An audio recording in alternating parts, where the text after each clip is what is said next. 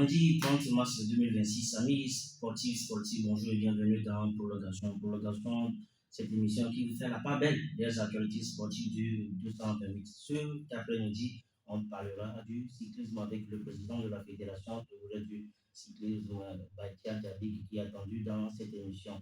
On fera un zoom sur le match Togo-Guinée joué le le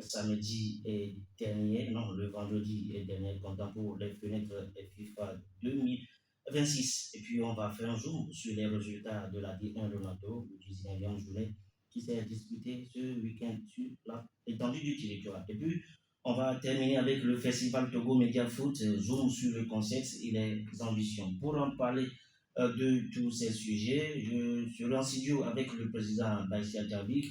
Dinanov Atibomou est attendu également dans cette émission. Déjà, j'ai en studio deux confrères, le directeur de la communication du Festival Togo Media Foot, Richard Aziagué, et le commissaire de ce concept, Messan Lili Neftali. Ils sont tous là dans ce studio bleu de Sprint Radio. Maxime Levran assure la partie technique de cette émission. Denis Rounou à la partie vidéo, de liker la présentation. Messieurs, bienvenue.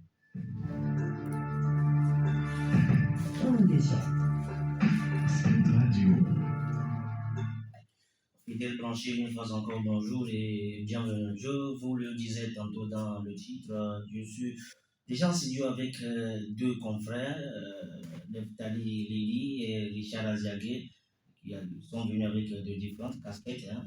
L'un directeur, l'autre commissaire.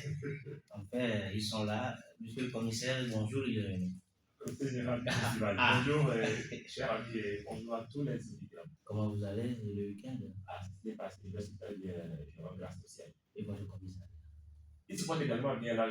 Comme j'ai parlé du comité d'organisation du festival, il se porte bien depuis le commissaire général jusqu'à tous les conseillers. Je pense qu'on s'est bien levé et on entend bien la semaine dans vos styles. Très bien. Monsieur le directeur de la communication, Richard Zergué. Richard, bonjour. Bien. Bonjour, cher ami, comment vous allez? Je vais bien, ça fait un bail là. C'est un sacré bail.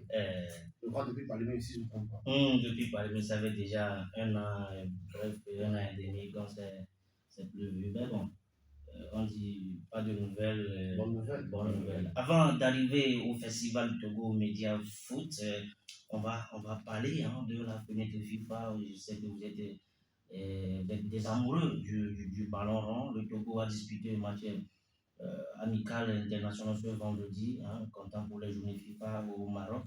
Les EPV du Togo ont été contraints par tas de points par la Guinée et 2 buts et partout score final. Déjà, vous connaissez les EPV, vous avez l'actualité. 2 buts partout au finish, un résultat qui vous suit un peu. Je vais peut-être surprendre les gens. Les EPV nous ont quand même habitués depuis un moment aux défaites.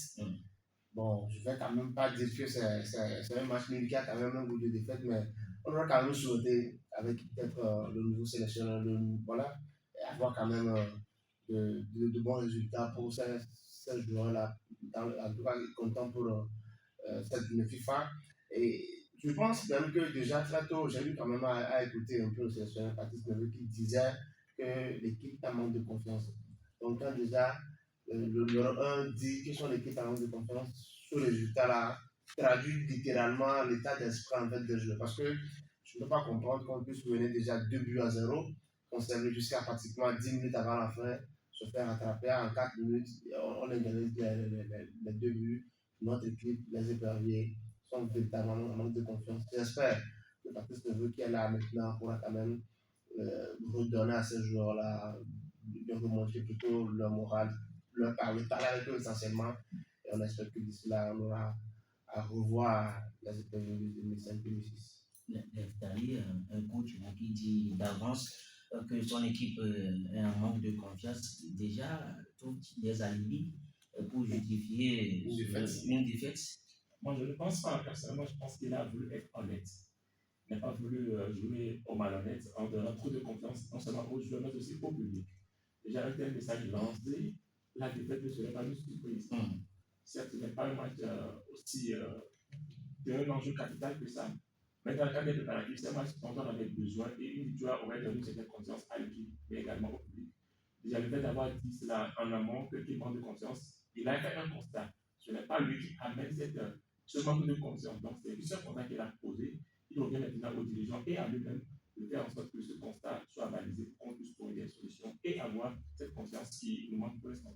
Le Togo qui avait mené la Guinée par 2 buts à 0 et jusqu'à 5 minutes de la fin de cette rencontre, la Guinée est revenue pour égaliser pour un score final de 2 buts partout.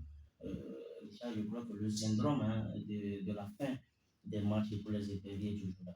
Ouais, il y a beaucoup qui soutiennent que les éperviers ne jouent que les premières 45 minutes. Quand ils reviennent pour la deuxième mi-temps, c'est toujours compliqué pour nos joueurs. Maintenant, je me demande si le nouveau, le coach ne doit pas travailler beaucoup plus sur cette deuxième partie, en fait. C'est vrai, qu'est-ce qui. Bon, moi, je ne suis pas coach, je peux canaliser, en fait. Le coach, peut-être, doit savoir qu'est-ce qui peut causer de telles situations, qu'est-ce qui provoque, en fait, que les joueurs, à un moment donné, ne sont plus concentrés. Et très souvent, pourquoi c'est vers la fin que nous inquiétons. Est-ce que c'est un problème de la défense? Est-ce que c'est le milieu? Est-ce que c'est un problème général collectif pour toute l'équipe? Je pense qu'il revient quand même au coach là, de pouvoir trouver cette faille-là et quand même pallier cela. Il revient au coach de trouver ce palliatif-là pour régler définitivement ce problème de gestion des dernières minutes pour les EPV du Togo. Déjà demain, les EPV mettent le cap sur la seconde rencontre qui va leur opposer au MENA du Niger. Et déjà samedi, dimanche et même ce lundi, la bande, à partir de ce moment s'est remis au travail déjà au Maroc, histoire de peaufiner les derniers réglages avant cette expédition face au MENA du Niger. Si tout va bien, on va suivre encore cette rencontre via les canaux de la Fédération togolaise de football, histoire de s'appréhender de la performance des éperviers du Togo. Parce qu'on va donner très rapidement les résultats de la 19e journée de la D1 et le NATO qui s'est disputée ce week-end sur l'ensemble du territoire national. Déjà samedi, la Smina et Bolossou ont fait jouer égal de 0 but partout. Étoile Filante a battu Gomido FC de Palémé sur un score de 1 but à 0. Semassi de Sokoré a battu Atapame Barakuda FC. Asco de Kara a pris le meilleur sur l'entente de Lomé, 3 buts à 1. Tango FC de Dacha a été battu à domicile par un sport de Colombie, 3 buts à 1. Espoir de Zior a fait match 0 but partout face à Tito de Lomé. Et puis la Saoutière a été battue par la SK. Au classement, la SK garde toujours le contrôle.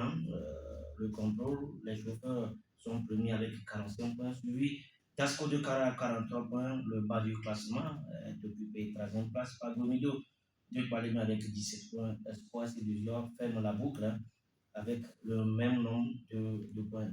Vous suivez la défense de NATO. Je sais, le mano à mano continue pour la CK et la SCO de Kara. Ouais, il faut dire que depuis parce qu'à un moment donné, ce sont les deux équipes qui tiennent notre championnat. Et là, je pense que c'est non seulement les joueurs, mais c'est l'équipe, c'est le coach, et c'est surtout, je pense, c'est surtout le message diffusé. Je parle de message pour peut-être revenir un peu en arrière sur les déclarations de Patrick Neveu. Si tu constates que ton équipe est un manque de confiance, je me dis, il y a souvent ce côté pédagogique, ce côté pitch que les coachs ont vis-à-vis des joueurs. Même si tu constates, peut-être que tu as une autre manière de le dire.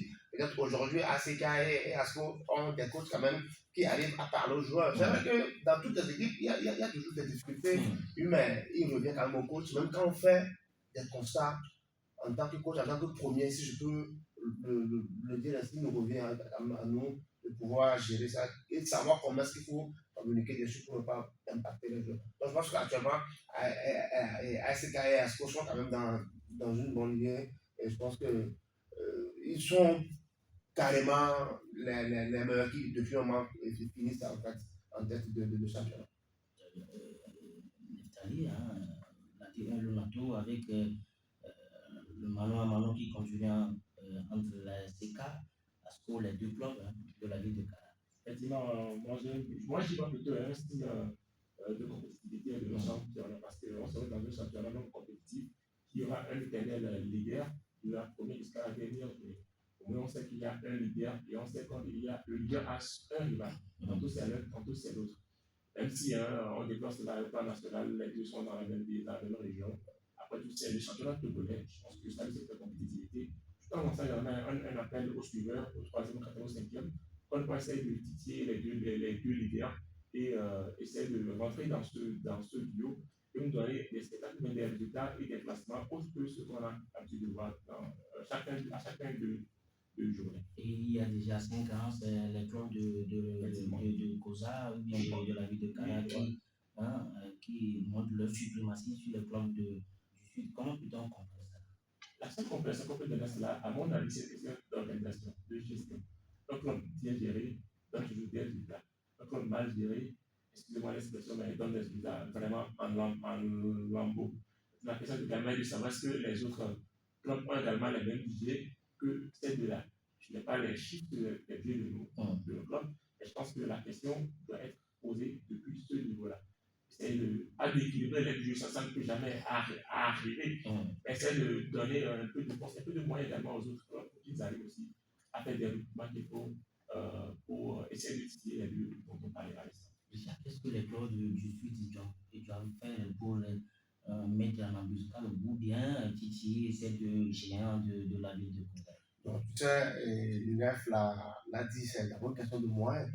Même dans les plus grands championnats, il y a toujours cette situation. Bon, je n'ai pas l'habitude quand même de parler du championnat espagnol, on va y aller. Il y a le Real, il y a le Barça. Après, il y a Atlético, il y a le Villarreal, il y a tout ce qui s'ensuit. Vous pouvez avoir la volonté. C'est d'abord une question de moyens, aussi d'effectifs. Les joueurs que vous avez, il faut quand même avoir des moyens pour choisir certains types de joueurs en fait. Donc il faut quand même reconnaître que je ne dirais pas que ASK et ASCO ont les moyens, mais ce sont quand même des clubs qui en disposent. Et ça se traduit bien évidemment dans leur performance sur le terrain, tout ce qui va avec. Donc moi je pense que s'il y a peut-être un moyen, peut-être ça revient peut-être au niveau de la fédération, pouvoir accompagner mettre beaucoup plus de sous au niveau, bien à disposition des équipes qui évoluent en fait dans le championnat et quand même les aider à avoir des contrats. Je me rappelle là, quand il y avait cette politique-là, de quand même coller une entreprise, bien, une société d'État à une équipe. Donc, il revenait en fait à cette structure de l'entreprise d'État de quand même soutenir l'équipe. Je ne sais pas à quel niveau on est aujourd'hui. Il y a Ascoport, je ne sais pas ce que ça donne, il y a SOTR, il y a SK, il y a ASCO. Je me demande si les gens individuellement ont beaucoup plus de moyens que les sociétés d'État. Parce que, exemple, quand on prend ASCO aujourd'hui, je ne sais pas la structure qui est derrière ASCO. Quand on prend ASK, ce sont les chauffeurs de la COSA. Ça veut dire que ces organisations ont beaucoup plus de moyens que l'État ou comment, bien que les structures ou comment, ou un peu. Donc il faut quand même qu'on soit un peu, bon, je ne vais pas quand même utiliser le terme sérieux, mais il faut qu'on puisse travailler, il faut que la fédération ait un regard beaucoup plus persistant sur cette situation et voir dans quelle mesure on peut quand même aider ces clubs-là pour que le football togolais soit quand même, même si on parle de championnat compétitif, j'espère que ça va déterminer. Et puis si vous prenez le classement de la 19e journée, on constate qu'il y a des clubs identitaires. Je veux parler de Corrido, je veux parler de Espace et de Vision, je veux parler de Sémassi, qui sont en grande difficulté. Effectivement, moi, lorsque tu as donné le classement à l'instant, c'est les deux cas, notamment Corrido et Sémassi, qui m'ont rendu un peu, qui m'ont fait perdre mon verbe. Moi, je me tiens, c'est comme qu'on connaît bien dans leur région, qui regorge ces régions qui vont d'assez de gens qui ont assez de moyens, qui peuvent financer la bonne marche de ces clubs. Mais quand on le voit dans ces situations, j'en viens à dire que ce n'est pas qu'une question de budget, c'est la question également de gestion.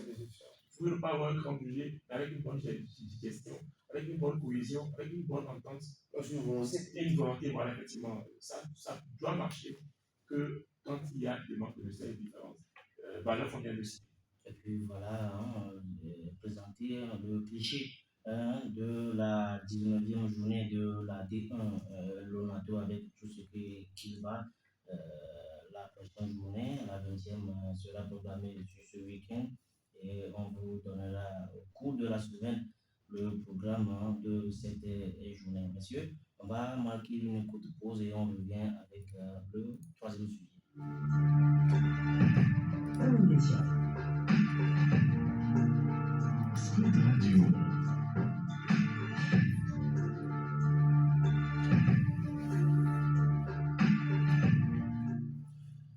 Je vous le disais dans les titres, on va parler du festival Togo Media Foot. J'ai eu l'honneur d'avoir les deux responsables, les deux piliers de ce festival dans ce studio blanc-bleu de Spring Radio, Festival Togo Media Foot. Je vais m'adresser directement au directeur de la communication, Festival Togo Media Foot. D'où est venue cette idée? D'où est venue l'idée du festival Togo Media Foot? En fait, il faut dire que nous avons une équipe de football, une équipe de journalistes, de journalistes, où après avoir passé toute une semaine avec les stress, les défis, tout ça, on se dit qu'il est quand même important de contrôler un petit temps pour se déstresser. Et nous avons trouvé le canal de football pour le faire. Donc, avec l'ambiance qui régnait, avec tout ce qui allait, on s'est dit, ben, c'est quand même un bon truc, et pourquoi ne pas s'y mettre? Donc, vu que nous sommes pratiquement, on est en avril, il y a le 3 mai, la journée internationale de la liberté de presse, donc on s'est quand même dit que voilà, un bon canal pour quand même faire passer le message. Et ce message, c'est quoi? C'est créer quand même l'espace de networking, créer cette solidarité entre les confrères, créer quand même cette ambiance, cette symbiose entre nos journalistes. Et on s'est dit, le canal adéquat, le canal approprié pour faire passer ce message-là, c'est le football. D'où la venue ou bien le lancement de notre festival Togo Media Foot. Ce festival est associé à une date, le 3 mai. Alors, c'est une date qui est symbolique, c'est la journée mondiale de la liberté de la presse. Et comme l'a dit Richard Zergué, on s'est dit, dans ce cadre-là, nous allons organiser cet événement. Parce qu'on a constaté que très souvent, cette journée est marquée par des communiqués, des discours, des ateliers, des séminaires, bref, des activités en salle, des activités en bureau, des activités en colloque et autres là. Et là, on s'est dit, mais tiens, pourquoi ne pas organiser un événement qui soit un peu décalé de ce qui se fait traditionnellement, et le positionner sur une date sinon un jour qui peut rassembler les ancêtres de la presse togolaise. Toute la journée du samedi, qui est la veille de ce 3 mai, qui est à la fois stratégique, qui permet aux confrères de se dégager, également thématique, c'est-à-dire la veille du 3 mai, journée dédiée à la liberté de la presse à travers le monde entier. Aujourd'hui, nous sommes presque à un mois de ce festival-là. Comment on le préparatifs? Ça va, nous avons déjà les équipes qui vont participer. Si vous permettez, nous avons 14 équipes pour le moment. Je dis pour le moment parce que le nombre va encore augmenter. Je parle bien sûr sous le contrôle du directeur, monsieur le commissaire. Du commissaire général du festival. Donc je parle sous son contrôle, puisque on a encore des équipes, comme on a l'habitude de le dire, on a encore une liste d'attente, pas de liste additive, on a encore des équipes qui se prononcent, donc on pourra aller au-delà de 14, pour ne pas dire on sera à 16 équipes. Donc aujourd'hui, ça avance, on a, comme je l'ai dit, on a déjà les équipes, on a déjà le lieu, c'est la place Anani, Centre Olympique Afrique, à Matia, au niveau de Kégué. Même celui aussi, ça dandine un peu, mais pour le moment, c'est le lieu qui est retenu. Et à part ça, nous sommes dans les courriers, dans les démarches administratives et tout. Donc, je pense que pour le moment, je peux dire que je ne vais pas donner de pourcentage, mais je peux quand même vous rassurer que nous sommes quand même à une véritable longueur d'avance sur cet événement. Et on espère que d'ici là, nous allons tout finaliser. Et puis, ça va prendre. Vous parlez de 14 équipes qui sont déjà inscrites. Et je veux savoir, quel sera le format? Non, c'est un format petit poteau. D'abord, il faut dire ça que c'est un format petit poteau. Et ça va être normalement, avec ce qu'on prévoit, ça va être 4 matchs simultanément. C'est-à-dire que ça va sur le même terrain. Sur le même terrain. Comme c'est un petit poteau, on a l'espace assez large pour pouvoir quand même accueillir 4 matchs simultanément. Donc chaque équipe a droit à 3 matchs en fait. Donc après, on va passer aux éliminatoires, on va en quart, en demi, puis on va en finale également. Monsieur le commissaire, qui peut jouer ce festival? Tout journaliste, tout professionnel des médias, caméraman, technicien, monteur de son, preneur de son, tous ceux qui travaillent dans le monde des médias sont autorisés à prendre part à ce festival. Maintenant, ces personnes s'organisent en équipe, notamment les médias, ou encore les organisations professionnelles, pour prendre part à ce festival. Donc, le festival il est ouvert à quiconque travaille dans le secteur des médias. Et comment vous pouvez détecter ces intrus-là pour que tout le monde est journaliste? Effectivement, la question elle nous est posée partout où on sort ce volet-là.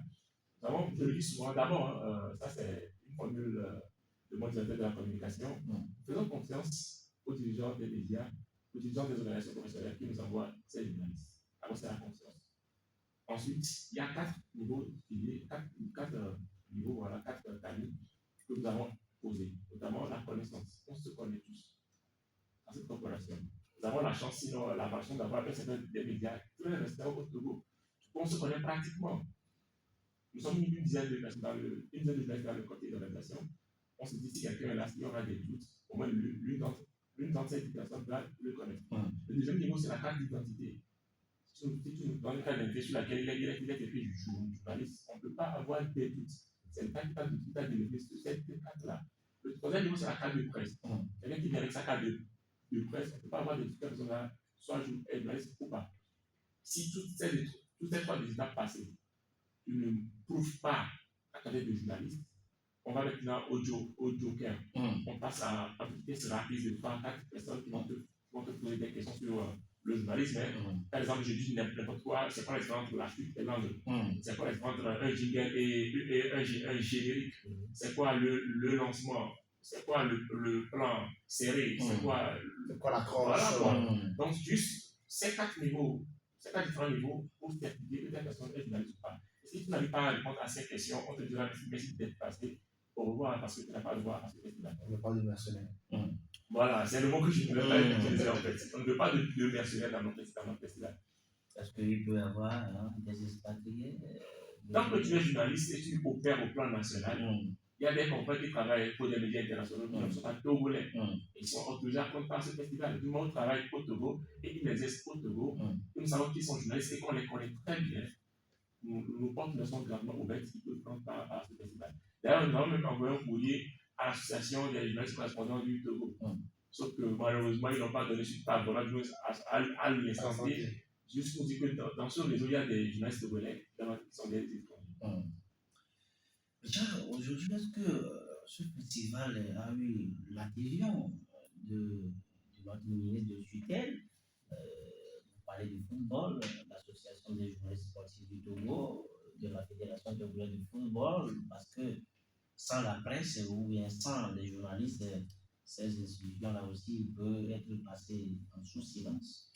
Je souhaitais te faire la phrase fétiche sur le haut parrainage du ministère de la communication. Je ne vais pas te faire cette phrase-là. Mais quand même, nous avons tout l'accord, tout l'accompagnement de notre ministère de tutelle. C'est le lieu de saluer le passage Madame Tchegan. Madame Cugan, voilà. Madame Cugan. Vous voulez avoir quelque chose de l'autre. Merci pour la perche. Je pense qu'on a même envoyé un courrier à l'hôtel. Voilà, donc coucou aussi au commissaire, à votre collègue, si je peux le dire ainsi, au commissaire Tchagan. Donc, comme je le disais, nous avons quand même l'assentiment, l'accompagnement du ministère de la Communication. Le commissaire et Madame la ministre sont constamment en discussion. Je peux même déjà, si vous le permettez, vous dire que nous aurons une réunion technique le 7 avril prochain. Ça sera dans l'enceinte du ministère en fait. Donc c'est pour vous dire à quel point le ministère nous accompagne sur ce projet en fait. Monsieur le commissaire, est-ce qu'aujourd'hui vous avez impliqué au-delà des journalistes les stations de radio, les organes de presse à l'événement. Alors, avant de revenir à la question, je suis le commissaire général du festival. Oui. Quand tu dis tout le temps monsieur le commissaire, Ça peut peut-être confusion. Alors, pour répondre à ta question, nous avons toutes les catégories de médias dans la liste des participants. Ça, c'est une fierté que nous avons. Les radios, nous avons Radio Locopo, Radio Carré, Radio Djela. Les télévisions, nous avons Niwa TV, nous avons Direct 7. Après, on a Focus Info, on a le journal Liberté. Après, on a Agri Digital, on a Togo Press. Les organisations professionnelles, on a ONA, on a UHIT, on a CEGIT, on a l'association des femmes professionnelles des médias, on a l'association des organes de presse en ligne, plus maintenant le comité de la communication. Et donc, à toutes ces structures, il y a des équipes qui sont formées par affinité, notamment le Sporting Club, qui est le club de l'AGSP. Voilà. Mais GFC également, qui est le club de l'AGSP. Donc, vous voyez que nous sommes inclusifs, on est inclusif, le plus inclusif possible. Alors, je voudrais peut-être appuyer un peu ce que vient de dire le commissaire général du festival, bien sûr. Quand il parle de DFC, peut-être que j'allais me permettre de m'appesantir un peu sur ce club. Ce club atypique. C'est ce club atypique. Parce que nous avons l'habitude de dire que nous sommes un club à part, donc nous avons nos règlements à part. C'est un club de journalistes, comme il a dit. Et quand il parle d'équipe par affinité, c'est un club, en fait, qui est ouvert, en fait, à tous les journalistes. Toi, aujourd'hui, c'est vrai que tu es à Sprint. Si Sprint ne participe pas, en fait, à ce festival, toi, en tant que journaliste, on te connaît. Tu as ta place au sein de TFC. Viens sur 2 mai, sur ta crampon, allez, tu es sur le terrain. Tu joues, quoi. Ça, c'est important de quand même le rappeler. Donc, Martial est vraiment dedans. Martial, je ne vois sous le billard. C'est un milieu de terrain, hein. C'est lui, le capitaine de Sprint Radio. Est-ce que vous savez que j'ai fait le lycée avec Martial? Maintenant, aujourd'hui, on va parler de l'aspect structurel de cet événement. Est-ce que vous bénéficiez de certains avantages? D'abord, le premier avantage que nous bénéficions, c'est ce que tu nous offres actuellement. Tu nous offres des studios, tu nous as appelé lorsque tu as eu l'information et tu passes par ce canal pour dire merci à tous les confrères. Il y en a qui non seulement nous ouvrent leur colonne de presse, le site internet, le studio, le plateau, et également nous soutiennent également financièrement. On a déjà eu deux envois à notre endroit et qui nous vont 3 au cœur. D'abord, c'est le principal avantage dont nous disposons. Nous avons déjà le vidéo média pour communiquer. Voilà. Et là, ensuite, je laisse le directeur de la communication pour expliquer d'autres avantages dont nous pouvons bénéficier en tant que média. Alors, merci beaucoup. Et il faut dire que ce que nous avons déjà sous la main, comme il a dit, c'est l'accompagnement des médias. Nous avons sollicité des sponsors, peut-être des partenaires à qui nous avons quand même adressé des notes. Jusque-là, on n'a pas encore de retour. C'est vrai qu'il y a des discussions qui sont un peu poussées pour certains, mais pour le moment, je ne peux pas vous dire que nous avons tel structure qui nous accompagne, tel, ça. Mais nous restons quand même confiants par rapport au fait que nous aurons quand même des retours positifs par rapport à nos demandes. On espère que d'ici là, tout va rentrer dans l'ordre, on aura l'accompagnement peut-être que vous souhaitez.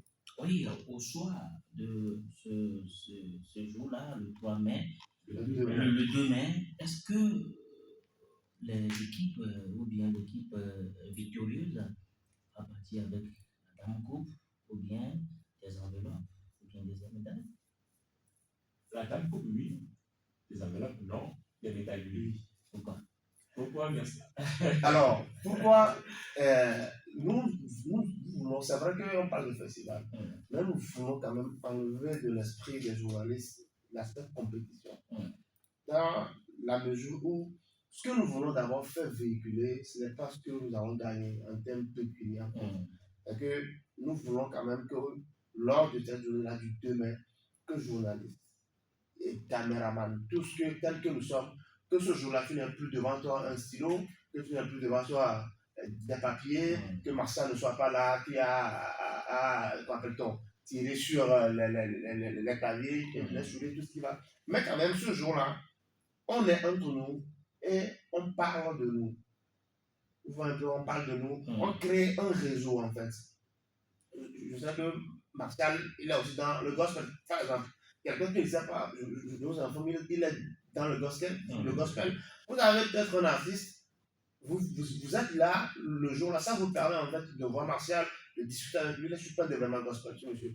Donc, c'est d'abord le fait de se voir entre confrères, de parler de nous amuser en fait. Rappelle-t-on, le commissaire général du festival a l'habitude de le dire en fait, c'est que ce jour-là, on oublie tout ce qu'on aura entre les mains le jour-là. C'est notre tampon, on vient aux choses, on va sur le terrain. Et il a l'habitude de dire que ce qui est important en fait, c'est qu'au soir du 2 mai, ce n'est pas le nombre de buts marqués qui compte, ce n'est pas le nombre de médailles qui compte, ce n'est pas la coupe qu'on prend pour aller à la qui compte. Ce qui est important pour nous, c'est qu'au moins au soir du 2 mai, là, les journalistes nous diront ouais, on va quand même profiter de cette journée. Nous avons quand même tissé des liens, nous avons tissé des relations, j'ai pris tel contact, j'ai pu peut-être avoir telle signature, c'est ce qui est important pour nous en fait. Donc au soir du 2 mai, ce qui est important, c'est que je te vois aujourd'hui, on a encore beaucoup plus tissé le lien. Vous voyez comme ça général, vous avez encore tissé beaucoup plus de liens. Et ces liens-là, on espère que ça va durer dans le temps. Et on ne va pas être trop prétentieux, mais on espère. Et on est sûr que ce festival-là va être le plus grand rendez-vous en fait de la presse congolaise. Il y a un internaute qui demande est-ce qu'on va pas boire. Ça, c'est la question de la troisième mi-temps qui nous revient partout où on passe. Ça, c'est un débat actuellement. Je peux quand même les prendre plus qu'à témoin. Il y a deux courants de pensée actuellement au sein du comité d'organisation. Il y en a qui pensent que voilà, ceux qui ne demandent pas se faire centre troisième mi-temps. Il y en a qui pensent que tiens, nous ne sommes pas là pour manger, on est là pour jouer. Une fois qu'on joue le ballon, on prend de l'eau puis on se sépare. Si quelqu'un a envie de troisième mi-temps, allez vous constituer pour le faire. Mais là, je pense que moi, les sondages au sein du comité montrent la cote marque de ceux qui sont pour cette troisième mi-temps. Elle est vraiment forte et je pense que si les conditions le permettent, si les sponsors nous accompagnent, si les partenaires mettent la main à la poche, pourquoi pas organiser une troisième mi-temps aux journalistes autour des sujets autres que les sujets professionnels, et un sujet qui est le football, qui nous rassemble, qui est le sport le plus collectif, le plus populaire de notre pays. Monsieur le directeur de la communication, je veux savoir si au-delà du festival du jour ou bien de rassembler les journalistes autour du ballon rond, est-ce que c'est prévu que vous allez au-delà de ce festival pour demander ou bien arracher cette liberté d'expression qui en manque, entre guillemets. Si au-delà de ce festival, on pourra aller demander ou bien arracher cette liberté d'expression. D'abord, ce que nous voulons faire à travers ce festival, c'est, comme on l'a dit un peu plus tôt, c'est créer quand même cet espace networking, c'est quand même discuter de nous. Nous aurons la chance, si tout va bien, nous aurons la chance d'avoir à nos côtés les autorités.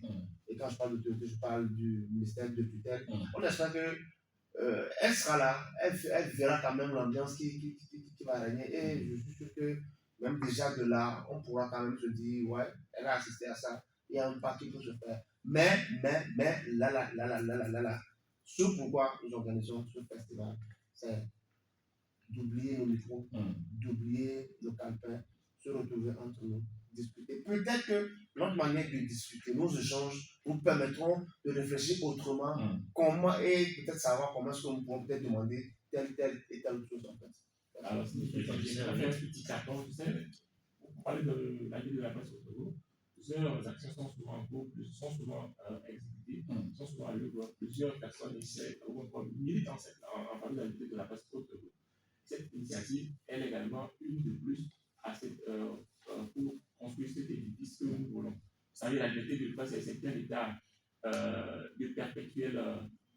Voilà, ce n'est pas un acquis. Nulle part au monde, la liberté de presse n'est totalement acquise. Donc, c'est un perpétuel combat. Et j'espère qu'au Togo, nous sommes dans ce combat et on espère qu'on fera ce qu'il faut pour que ce tout journaliste puisse faire son travail en toute liberté. On a vu communiqué du gouvernement au sujet de Roger, Katu Media, donc bon, si... Et pas que, il y a, peut-être que je le dise, il y a presque toutes les organisations qui ont également défendu notre confrère. Je ne peux pas dire de gens parce que je suis également membre du bureau du syndicat et indépendant du Togo. Nous avons également mené des actions à notre niveau.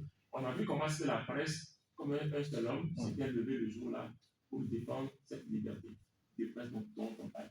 Et comme je l'ai dit à l'instant, cette initiative également constitue une de plus pour renforcer cet état que nous cherchons nuit et jour. Monsieur le directeur de communication, vous avez un message à l'endroit des journalistes et de ces sponsors-là, aux autorités togolaises pour ce festival-là. À l'endroit des journalistes, merci déjà pour l'accompagnement, merci pour la présence continue.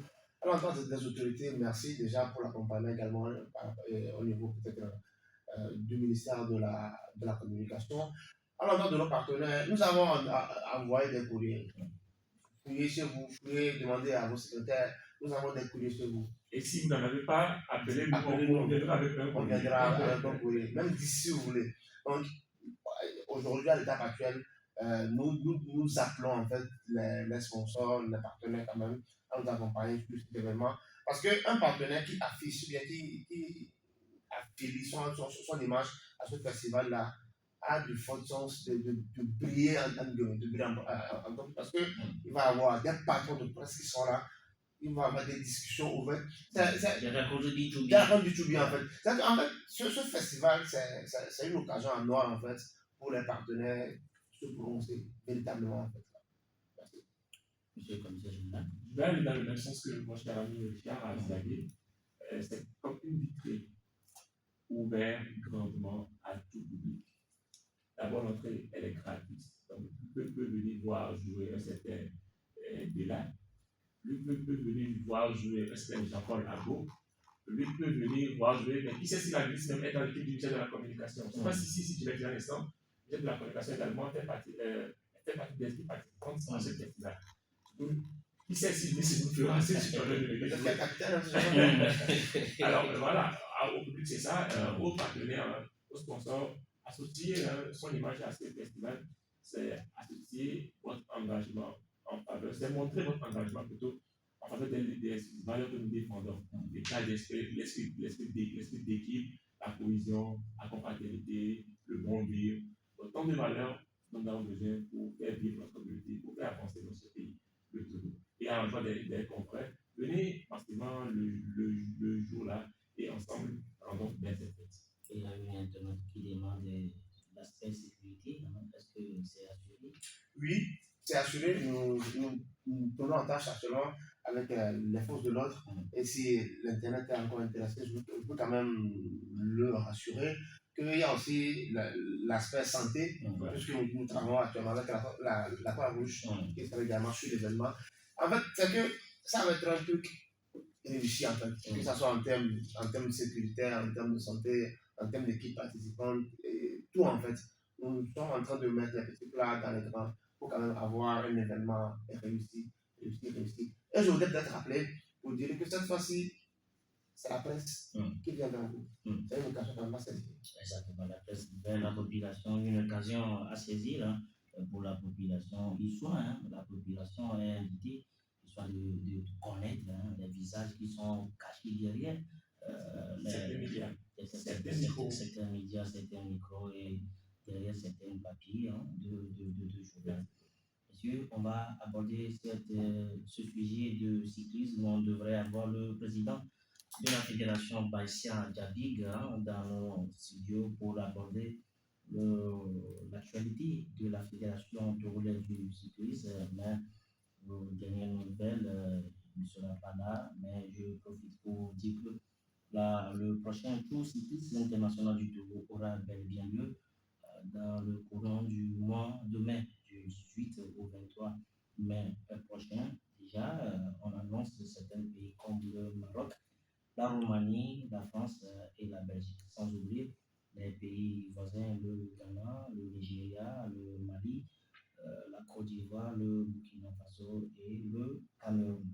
Déjà du 3 au 4 avril prochain. prochain se fera à Takwame, une présélection des coureurs, soit de le mettre dans la peau du jour avant les dates fatidiques. Si tout va bien, le lundi prochain, on aura le président de la fédération, Djabir Baxian, et le directeur technique, M. Anangono, dans nos studios pour bien développer ce sujet, le prochain Tour cycliste international du Togo. Monsieur, nous sommes arrivés au terme de cette émission. Richard Azagui, le directeur de communication du Festival Foot Togo. Merci. Vous avez bien mon titre. Oui, j'ai mon titre. Merci d'avoir accepté notre invitation. Merci également à vous. Merci à tous qui nous ont écoutés. Merci en tout cas. Et nous continuons par appeler les partenaires de sponsors parce qu'ils puissent nous appuyer, nous assister pour que ce festival soit une réussite. Neftali Messan-Aledi, le commissaire général du festival Togo Media Foot. Merci d'avoir honoré cette invitation. Merci, cher ami. Comme je l'ai déjà dit, mais je vais encore le répéter. Merci à cette radio, également, je dirais à toute la corporation, tous ceux-là qui nous offrent le studio, qui écrivent sur notre festival et qui nous accompagnent du côté médiatique pour une très belle chose de notre événement. Mais bien est-ce que tu connais le talent caché du commissaire général? Oui, j'avais joué avec lui à JFC. Ah, mais JFC, c'est un ancien coéquipier. Il était devenu entraîneur, il avait coaché, donc je le connaissais, je connais bien son talent. Oui, mais au-delà du football, est-ce que tu connais son talent? Est-ce que tu as fait? Non, au-delà du football, je ne connais pas. Est-ce que tu connais mon talent au-delà du football? Non, je ne connais pas, je vais découvrir ça. Est-ce que tu connais l'aspect culture de cet événement, de ce festival-là? Non. Rendez-vous le demain. Le demain. Fini pour ce numéro de prolongation, le numéro 1 d'ailleurs de la semaine. Maxia Levra Algoda a assuré la partie technique de cette émission. Denis Ounou, la partie vidéo et réalisation de cette émission. De la idée à la présentation, messieurs, retenez ceci. La meilleure façon d'attendre quelque chose, c'est d'attendre encore un peu. À lundi prochain.